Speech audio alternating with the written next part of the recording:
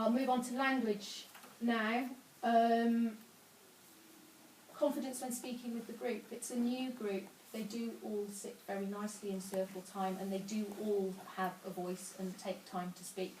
I've introduced the new lollipop stick routine so that they, in circle time, all have a chance to speak, but at certain times I don't need them all to speak, so you'll pick a lollipop stick and that child has to speak. Now it's completely random.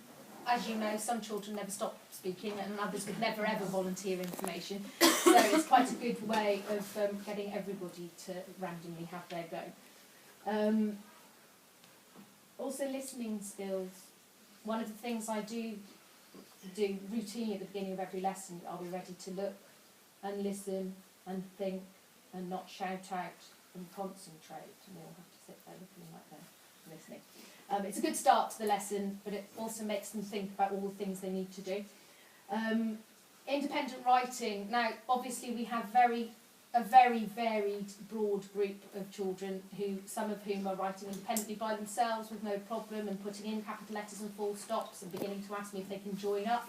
And we have children who are unsure of the initial sound that the word begins with. We are very aware of what each child can do, and the work is set, the expectations are set for that child specifically. So don't worry if I talk about something and you think they've never done that, or oh, that's much too easy. It won't be in the classroom situation, just I have to cover everything while we're going through all of this. So we're talking about spelling high frequency words, we're talking about capital letters and full stops. They'll be talking about capital letters and full stops when they're in year 3 and 4, and with some children they'll still be talking about them when they're in year 5 and 6. It's something that you start and then you get them to read it through what they've written in a whole massive page with none in, and they realise, oh, actually I should have put a full stop in there and I should have put a full stop in there. With some of the year 1s, they write loads and loads and loads, but no gaps between any of the words, so it's massive. You know, I can decipher it and I put a line between each one, and their target will be to put a gap between each word. The best way is the old way that we were all taught. You put your finger on the piece of paper and then you get a nice gap, and the gaps seem a bit big to start with, but once they don't need that crutch anymore, they become smaller. But to start with, they do benefit from that. Fine motor skills with some of them as well. So if they find it difficult to hold the pencil properly, that's really important. Not everybody as an adult holds the pencil properly, but we do try to get them all to hold it with what they call a tripod grip. Once you develop a different way of doing it, it's very difficult to undo it. If you see your child holding it like that or anything, that's not so bad, but any more than that, they need work on. And things like cutting out and little Lego and anything that gets them to use their fingers in a way that they have to, fine motor skills it's called, is really good for them. Loom bands are grand, absolutely. The problem is their fingers do go blue. It has to be right. Yeah, loom bands are great, anything like that, really good. Independent reading skills. Everybody's by now had a book. We will set out a timetable to hear them twice a week at least. Some children will be heard more if they need it. I heard year 1 read yesterday, so it'll be year 2 today, and then we'll fit other children in, so they will have all heard at least twice in a week. Writing stories, they don't know it yet, but they're going to be writing a story about the seaside tomorrow. Year 1 are going to start planning with me, and then I'm going to scribe the story for them to start with so that we get the ideas down rather than them being held back by the writing. Year 2 are going to plan together but then write their own stories, so we'll start as we need to go on.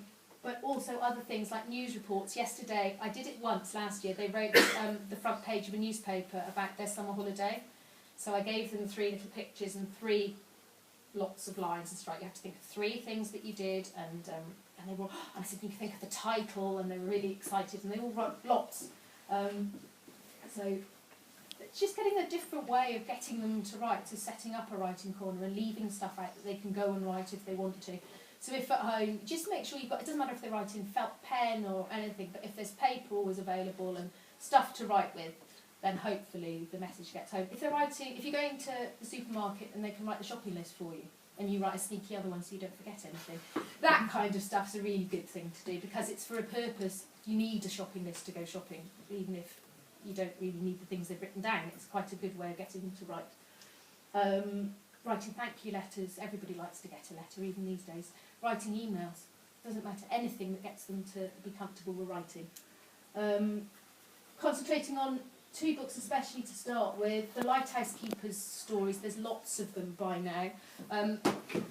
I've brought The Lighthouse Keepers Catastrophe. We've got lots of these books. We've got lots of that particular story that they'll be reading all together in groups. But there's a series of those. There's lots and lots of them. And The Lighthouse Keeper's Lunch, there's his lunch, going from his house on the mainland to the lighthouse. But the seagulls eat it all on the way. So it's a really good story. We'll be basing lots of our language work on that. So writing menus for lunch and lists and ingredients, writing captions, writing a message in the bottle, which we will actually send away. It did come back once.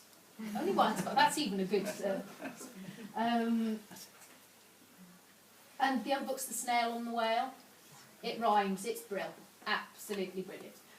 So things like closed procedure, rhyming words, obviously, sequencing the story, making books. Those are the 2 main books for this half term.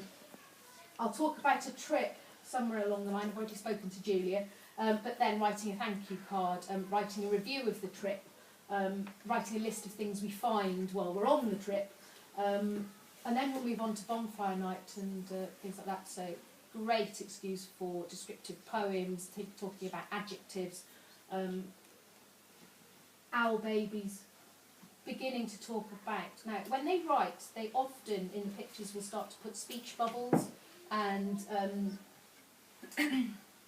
begin to use exclamation marks and things when they find them in books. Do tell them what it is and use the proper word, and I always tell them why, that it's often because they're shouting or they're emphasising something. So we'll begin to talk about those. Letters to Father Christmas, yes. I will very sneakily give you a copy in a sealed envelope, because the first year I ever did it, a child asked for something very specific and we're gutted. But we come up here and the fire's always lit and Stuart's often around, and we open the door of the wood burner and pop And we them in. burn them. And we burn them. And the children No, cry. I do tell them. It's a smoke signal, and the message is in the smoke. Oh no, it's fabulous. Absolutely, it's magical. And often the tree's up by then, and they all put them in the fire themselves, and it's brilliant, absolutely brilliant. But I do remember to give them a copy, because there's often something very random. One child wanted a guitar on Christmas Eve.